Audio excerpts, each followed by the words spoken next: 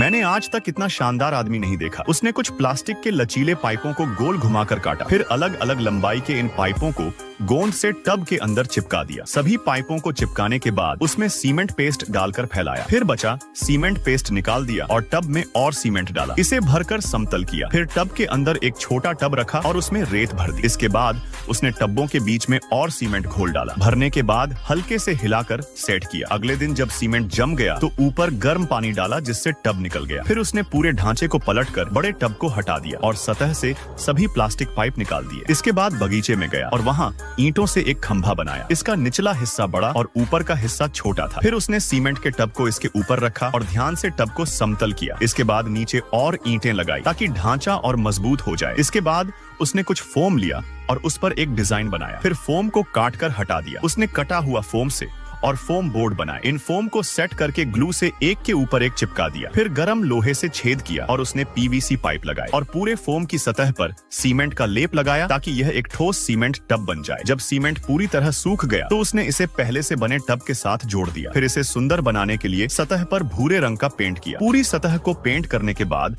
उसने सफेद पेंट से डिजाइन बनाई। इसके बाद उसने एक वाटर पंप लगाया और पानी की पाइप के एक सिरे पर एक तौलिया लपेटा। फिर ऊपर के टब में कुछ फिल्टर चारकोल डाला, नीचे कुछ पत्थर और पौधे रखे और लास्ट में उसमें कुछ मछलियां डाली। अब यह बेहद खूबसूरत सजावटी मछली तालाब बनकर तैयार हो गया। आपको यह तालाब कैसा लगा? अगर इसे 10 में से नंबर देने हो तो आप इसे कितने नंबर देंगे?